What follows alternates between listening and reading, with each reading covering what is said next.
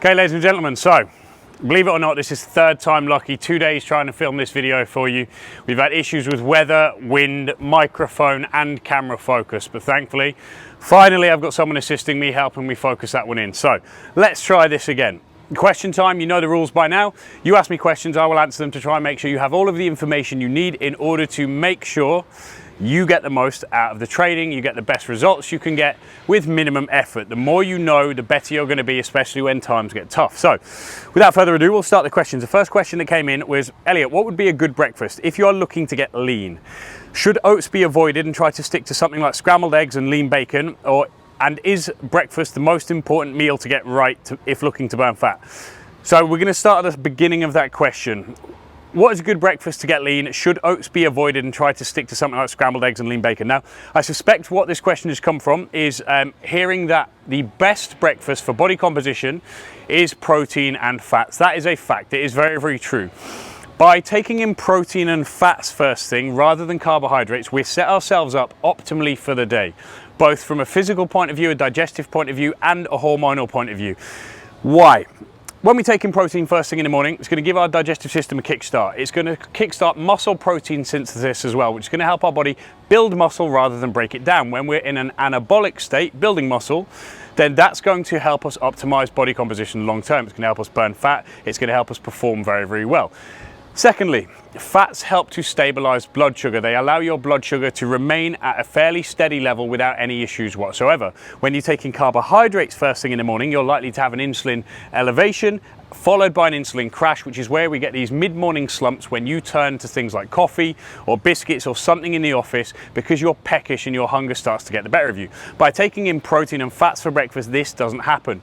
You're satiated, you've got enough food in you, and your blood sugar has remained level. Carbohydrates also elevate serotonin. So first thing in the morning, when you're supposed to be awake, by taking in carbohydrates, you're actually elevating serotonin, which can potentially put you back to sleep. Therefore, when you get into the office in the morning, once that has occurred, you start to get tired, you start to lose focus. We don't want that. So the optimal breakfast, not only for body composition, but also for your mental state and hormonal state, is protein and fats. Always, always, always. Now that can be scrambled eggs and salmon, it can be eggs and avocado, it can be steak and nuts, it can be all sorts of things. That being said, it's a challenging thing for a lot of people to do, is to take in protein and fats for breakfast, because the majority of us have been conditioned throughout our entire lives to think that we need carbohydrates first thing. We absolutely do not, but there are a few caveats with this. The leaner you are, the more carbohydrates you can handle and the better you can handle them. Therefore, if you are pretty lean, and by pretty lean I mean you can see your abs, then carbohydrates and protein for breakfast rather than fats and protein can be a decent option, because your body is going to use that glucose and it's going to shuttle it into the muscle cell, and we're probably not going to have too many of the issues I've just mentioned. If you kind of want to meet the best of both worlds, because I understand that living with a diet is the key to making sure it's successful, being able to sustain the choices that you've made. The best thing we can then do is, on the days where we aren't training, we have a protein and fat breakfast. So smoked salmon, scrambled eggs, or an omelette, something like that. On the days where we are training, we train fasted first thing in the morning and we have our carbohydrates afterwards. That way, we're not stagnating and always having the same breakfast. We can mix up the carbs, we can mix up the proteins and fats. But when we train, we use up the muscle glycogen stores. So as soon as we finish training, the muscle cells are open and ready to accept that glucose and shuttle it all in to kickstart recovery and refueling. This means training fasted first thing in the morning will allow you, irrelevant of your body composition, to have carbs and make them work for you. Not only that, but by training first thing in the morning, it's going to help you burn fat, because it increases the production of something called hormone-sensitive lipase, which essentially is an enzyme that breaks fat down, ready for use as energy. This means over time, you're going to burn a lot more fat. Secondly, by getting your training done first thing in the morning, if something untoward happens throughout your day, you have too much stress, you have to work overtime, you have something going on, you're not going to miss your training, because you got out first thing, you got it done, the first part of your day was positive. Also, when you're getting up earlier, it's going to improve your circadian rhythm, because fingers crossed, that should mean you get to bed earlier, you improve your sleep patterns. So there's a huge knock-on effect, very, very positive knock-on effect to training fasted first thing in the morning. Plus, it allows you to have carbohydrates for breakfast on your training day when they're going to be used in their absolute best way. Next question. In fact, I'll stick to the part of that question. The final bit was, is this the most important meal to get right if looking to burn fat? No, they all are. I know that's probably not the answer you want to hear, but in order to burn fat, get lean and stay lean, it's not one thing in isolation. It's getting everything right consistently, doing the right thing long term. That is how we get lean and that is how we stay lean. It's not going to be adjusting one meal. It's not going to be adjusting one habit. It's going to be adjusting all of your habits, making sure they are driven towards that end goal and you remain there consistently. That's really, really important. Next question. Hi, Leah. For some people, is training full body 3 or 4 times a week versus training isolated body parts, e.g. 5 times a week, going to be more beneficial for losing fat and building muscle? Many thanks. Yes, absolutely. Full body training is always going to be more beneficial for burning fat, especially in the short term, than isolated body part training. Now, we look at it at its most basic level. If we go into the gym and train our entire body head to toe for an hour, we're burning tons and tons of calories, especially if we structure it in the same way that we structure the Zoom classes, where we do lower body, upper body, lower body, upper body. It's very, very hard work. It's your heart's pumping like crazy to get blood around your body, to get nutrients around your body. We burn tons of calories. Your average person, let's say between males and females, are going to burn anywhere between 300 and 600 calories per hour when doing a full body style workout, versus let's say people go in and do a leg session, an arm session, a back session, a chest session. The leg session's the only effective one there. The other 3 hours you've wasted. You may be burning a couple of 100 calories maximum as opposed to 400 or 500 calories. So if we have a limited amount of time, 3 to 4 hours a week, our job in order to get fat off you as fast as possible is to get as many calories burned in that hour as we can possibly do, while stimulating the muscle in such a way that it's going to grow as quickly as possible. This means full body training is going to be far, far better for that than isolated body part training. If we spend an hour smashing our chest to pieces, yes, it's going to create a lot of muscle damage, but maybe too much. So the body can't actually recover from it by the next time we train. Or because we've split our workouts over time, we're not going to be able to get the right training frequency in. Now, to explain that concept a little bit better, rather than doing it in this video, I'm going to tag a video right here that you can watch, which explains how we train with a certain amount of frequency to get the muscle stimulus and maximize recovery, and why full body training is better. Ultimately, on the most basic level, hour for hour, you are going to burn way more calories training your full body than you will training body part splits. You are also going to optimize the frequency with which you stimulate that muscle, and that's going to help it grow quickly. It's going to maximize your metabolic output. It's going to improve your body shape no end. So yes, without a doubt, full body training is always going to be more effective, than isolated body part training. Next question. Ideally, what training would you recommend alongside the Zoom sessions? I'm looking to get lean. I noted the swimming, cycling recommendations, but don't have a working bike or access to a pool. I have cable style resistance bands. Because the Zoom sessions are extremely intense, extremely high impact, there's a lot of movement, a lot of stress on the joints. What we want to try and do outside of those sessions is something that contrasts that very much so. So something slower, something steadier, that elevates the heart rate but doesn't elevate it too high, because in the Zoom sessions, we're flying it through the roof. Something that is stimulatory to the muscles but not high impact to the joints, because in the Zoom sessions our joints are taking a lot of stress, so we need to allow them to recover between sessions. What would be best for that? The easiest thing that's most accessible to all of you is walking. Get out and do a really fast, brisk walk first thing in the morning. Again, it's going to help you to burn a lot of fat very, very quickly. It's going to set you up mentally for the day. It's going to wake your body up so you're more productive at work. These things are all going to be super, super beneficial to you. So the easiest thing you can do outside of these Zoom sessions is go for a walk first thing in the morning. And trust me, the Zoom sessions are enough for you to get a transformation. You don't need to be worrying about doing loads of extra stuff, because if you're working hard enough 3 times a week in those Zoom sessions, then you are going to get the result out of it. The only variable there is the effort that you put in. So don't think you need to do loads more in order to get a result. Not true.